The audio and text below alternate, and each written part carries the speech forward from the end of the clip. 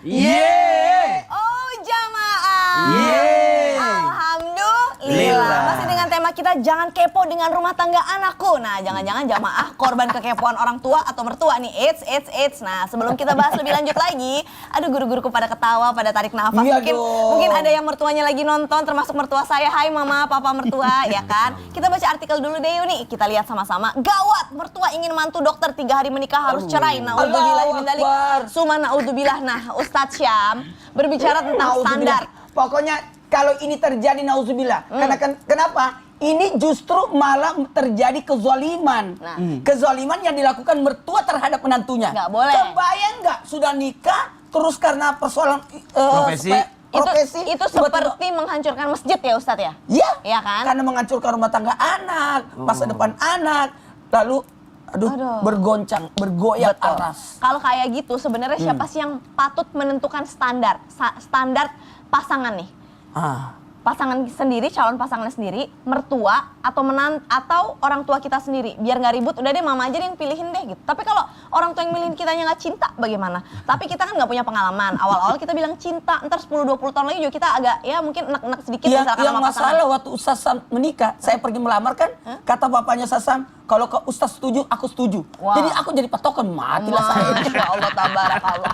Siapa sih yang boleh memberikan patokan itu Ustadz Syam? Mohon tausiahnya. Bismillahirrahmanirrahim. Sampai guruku Ustaz Ilman, Ustaz Maulana, Kak Caca, serta guru-guru kami yang dimuliakan Allah Subhanahu wa taala serta seluruh orang tua yang insya Allah semakin menguatkan fondasi agamanya. Kalau sudah fondasi agama kuat, insya Allah budaya, adat, perkataan orang tua ada yang bisa disaring, ada yang bisa diambil dan ada yang tidak sesuai dengan syariat, maka tidak usah diambil. Maka subhanallah, ketika berbicara tentang memisahkan rumah tangga, maka Nabi SAW mengancam, laisa minna, bukanlah di antara kami orang yang melakukan takhbib. Apa itu takhbib? Memisahkan pasangan suami istri. Dan biasanya yang takhbib itu bukan orang jauh. Yang takhbib itu adalah orang dekat. Bahkan biasanya orang tua sendiri atau mertua. Maka Nabi mengancam mereka bukan dari golongan kami. Tentu saja golongan Nabi adalah golongan yang masuk surga. Tentu saja kalau dikatakan golongan Rasulullah yang mana? Golongan yang selamat sampai Jannatul Firdaus. Tapi kalau bukan golongan Rasulullah, tentu saja tempatnya bukan di surganya Allah Subhanahu wa taala. Maka ini yang pertama yang perlu kita ingat, jangan sampai memisahkan antara suami istri, dan biasanya yang melakukan itu bukan orang jauh, bukan orang yang tidak ada kerabat dengannya, justru malah orang-orang dekatnya, biasanya orang tuanya, saudaranya, sahabatnya. Maka subhanallah, berhati-hatilah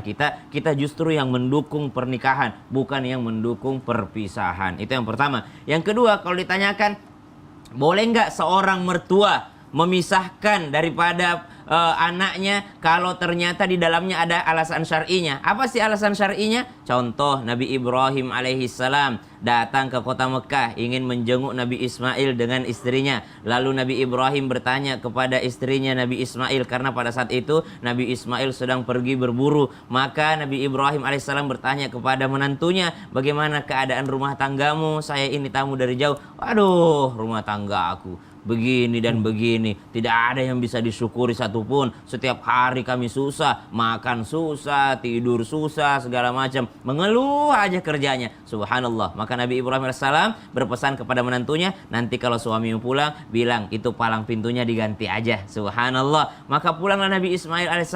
Diceritakan, tadi ada orang jauh-jauh dari Palestina. Kenapa dia? Katanya begini, begini dan begini. Aku disuruh ganti palang pintu. Tahukah engkau itu adalah ayahku? Maksudnya aku disuruh menggantimu. Subhanallah, maksudnya disuruh menceraikan istrinya. Boleh orang tua menyuruh kita mengganti pasangan kita? Kalau orang tuanya Nabi Ibrahim boleh-boleh saja. Kalau orang tuanya Nabi Ibrahim, karena melihat dengan cara basariyahnya, dengan mata hatinya, dia orang yang sangat dekat dengan Allah Subhanahu wa taala, dan alasannya juga syar'i. Kenapa? Istrinya sudah kufur, istrinya tidak mau bersyukur kepada Allah, menjelek-jelekkan suaminya. Maka subhanallah, ada beberapa alasan syar'i, namun saya rasa kita semua sebagai sebagai manusia biasa tidak bisa menilai orang lain bahwa dia tidak sesuai dengan agama atau tidak. Kecuali kalau jelas-jelas menunjukkan kefasikannya. Seperti sudah tidak mau sholat, meremehkan sholat. Tidak mau mengikuti syariat agama, atau bahkan mohon maaf, murtad. Murtad nggak usah disuruh lagi, auto cerai, auto berpisah, subhanallah. Maka ternyata standarisasinya ditentukan siapa? Standarisasinya ditentukan bukan mertua, bukan orang tua, tapi yang menentukan adalah agama.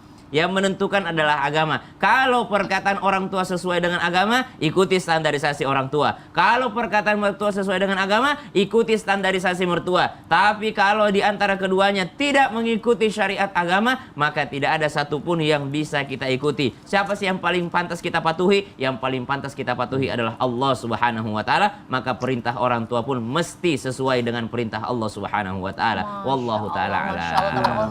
Pas banget ya Ustadz Maulana ya. Standarnya adalah... Tanya dong kenapa saya ketawa. Kenapa Ustadz? Kenapa ketawa? Saya kan sudah ketawa-ketawa. Kenapa ketawa? Mau tahu? Mau tahu?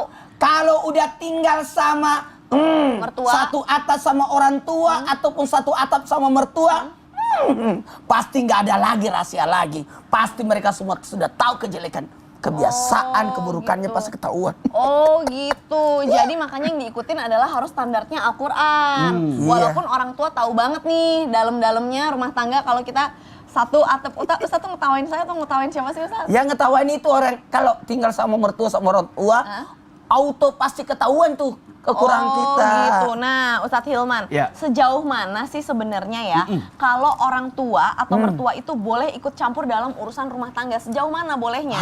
Misalkan nanya, kamu tuh dikasih uang berapa sih sama suamimu? Ya kan? Terus kamu tuh jangan kayak gitu cara ngatur keuangannya. Kalau dulu nih mama cara ngatur keuangannya begini-begini, kamu terus kayak gini minta. Nah, gitu.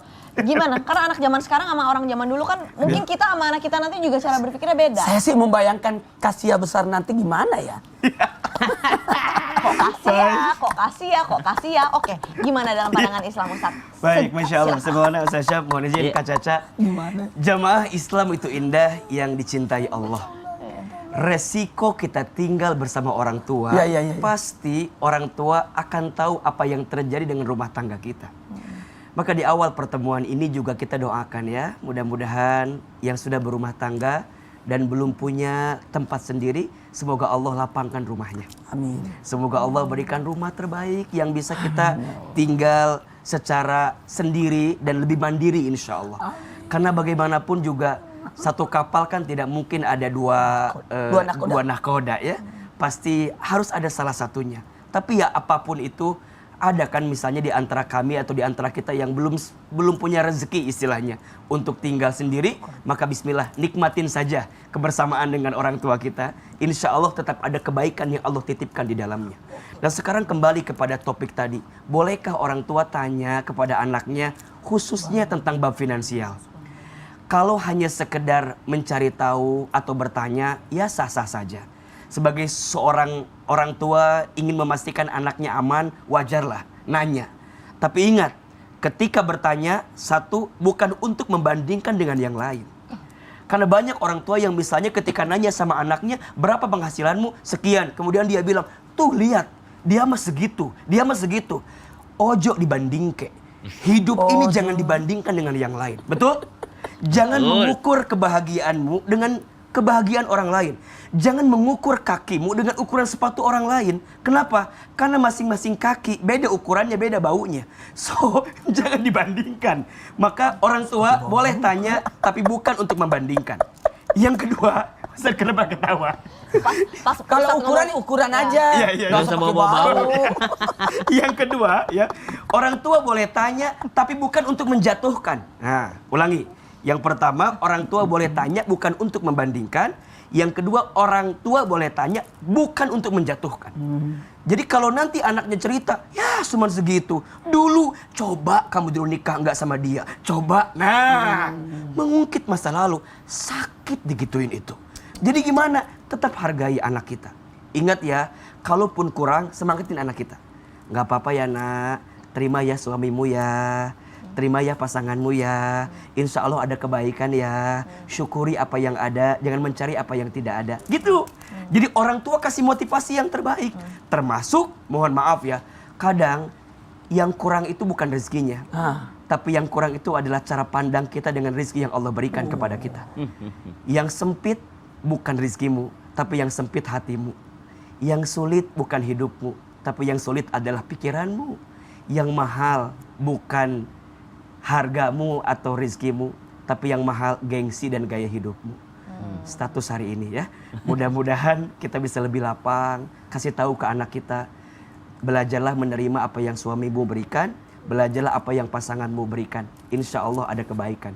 Jika orang tua udah seperti itu, insya Allah aman, adem, tentram, dan insya Allah membahagiakan. Masya Allah, Masya Allah, tabarakallah. Ini Ada bener banget ya. Tentang financial. Ya. Baru banget kemarin aku ngobrol sama tukang pijat aku bilang, Bu, hidup di Jakarta tuh mahal banget ya standarnya. Aku bilang gitu. Ya. Karena kan saya udah lama kalau ke Jakarta kan Ya. beda lah kehidupannya sama di Terus, Kendal. Kalau di Kendal jawaban kan pasti beliau? lebih.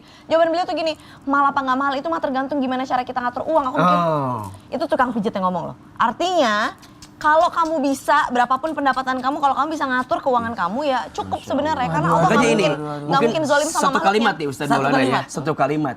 Sebesar apapun pendapatan kita, sekecil apapun pendapatan kita, pasti cukup untuk hidup.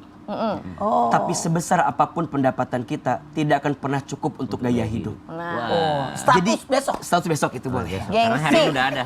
Oke, hari ini udah ada. Gengsinya itu yang mahal. Nah. Biaya hidup mah biasanya oke Jangan aja. pernah besar pasak daripada tiang. Betul. Itu intinya. Betul. Kalau Iya. besar pasak daripada tiang, hancur itu rumah tangga. Betul. Ini kameramen pada senyum-senyum semua. Iya. Dari Pasti- tadi ada kameramen yang berdoa. Kayaknya dia belum masih tinggal sama mertuanya.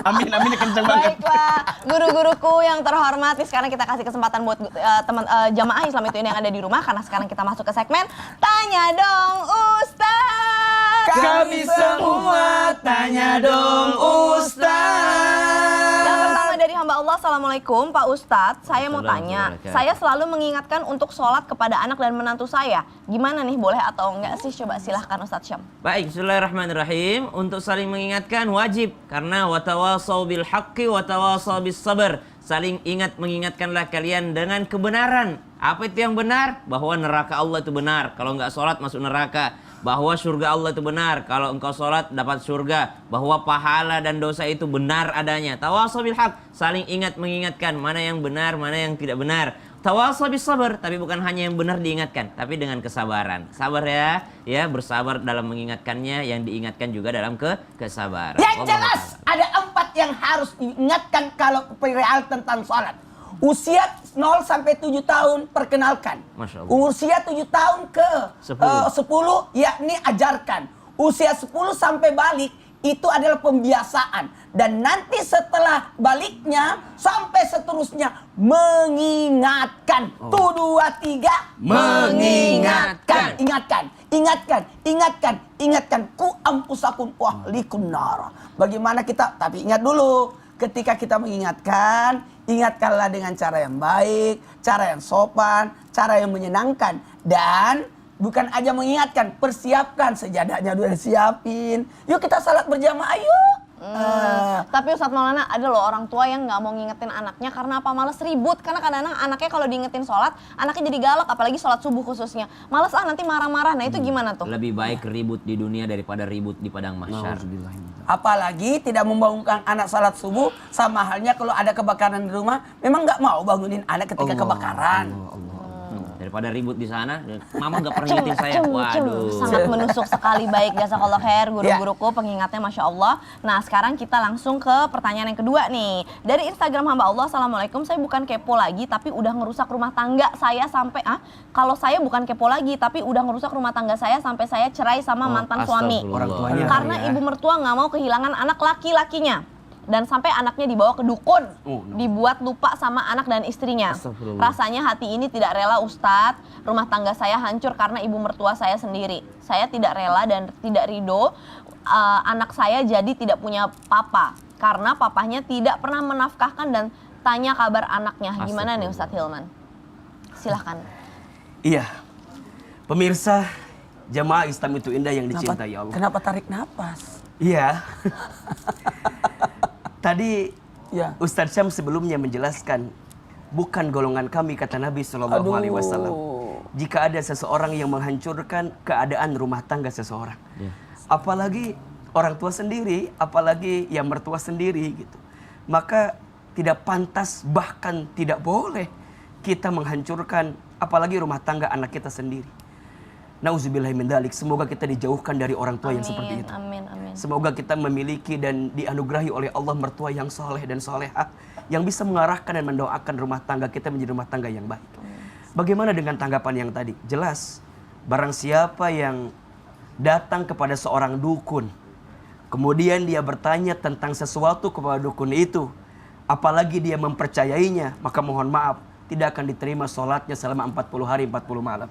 Bahkan bukan hanya itu, ketika dia percaya, kemudian sebelumnya dia bertanya, bahkan kemudian dia lakukan, maka mohon maaf, dia sungguh sudah keluar daripada agama Nabi SAW. Na'udzubillahi min dzalik. Maka mohon maaf ya, ilmu pertama yang harus ditanamkan dalam rumah tangga itu apa? Akidah, tauhid. Bagaimana rumah tangga itu dipastikan hatinya, dipastikan dirinya, dipastikan keberadaannya untuk makin yakin sama Allah Subhanahu wa taala. Maka mohon maaf kalau ada yang nanya, apa tujuan rumah tangga itu? Sering saya sampaikan, ada 3. 1, menyempurnakan ibadah. 2, meraih berkah. 3, menggapai jannah. Menyempurnakan ibadah, meraih berkah, menggapai jannah. Maka step awal, langkah awal ketika seorang berumah tangga apa? Dekatkan dirimu dengan Allah Subhanahu wa taala. Ini yang paling penting.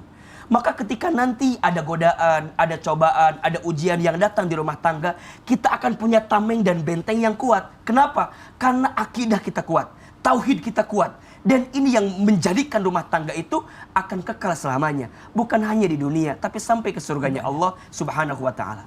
Maka mohon maaf ya, jangan tuntut pasanganmu untuk mencintaimu. Tapi tuntun pasanganmu untuk mencintai Allah Subhanahu wa ta'ala. Masya Allah. Bukan menuntut, tapi menuntun. Bukan saing, tapi saling. Itulah rumah tangga yang baik. Maka belajarlah dengan pasangan kita untuk makin kuat gitu ya.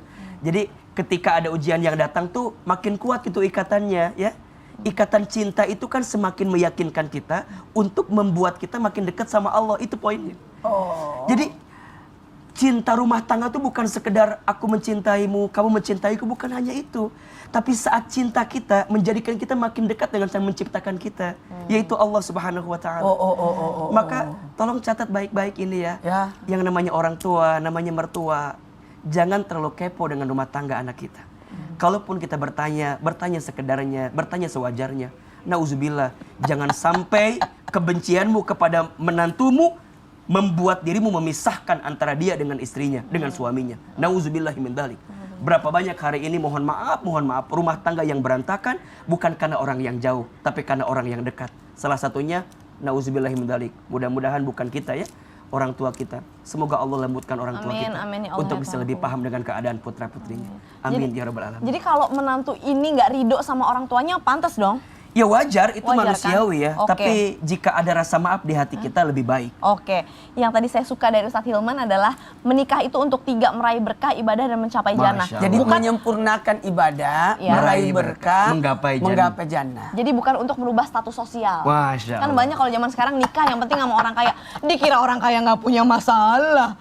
Iya kan? Iya kan? Bener nggak? Kita sih nggak tahu kan bukan orang Saya kaya. kan Loh, kita orang. jangan tanya saya kan. Saya juga. Kita sama bukan orang kaya ya. Bukan begitu. Enggak, tapi memang sekarang itu ganteng, cantik tidak menjamin kebahagiaan. Betul. Yang Tapi- penting damai lahir tapi- dan batin. Kan pasti ada topinya. Udah ya, sekarang saya mau bertanya sama guru saya. Ustadz Maulana, saya mau nanya. Mana sebulan ini? Kamu nanya. Iya. Kamu nanya. Kamu nanya. Apaan tuh? Kamu nanya. Apaan tuh? Apaan tuh? Ini Apaan tuh? tentang orang kaya. Apaan tuh? Setelah yang satu ini jangan Mana? kemana-mana ya. Tetap di Islam itu Kamu indah. nanya. Jamaah. Yeay. Oh jamaah. Yeay. Alhamdulillah. Lila. Ada lagi nih. Kamu nanya. Yang mana?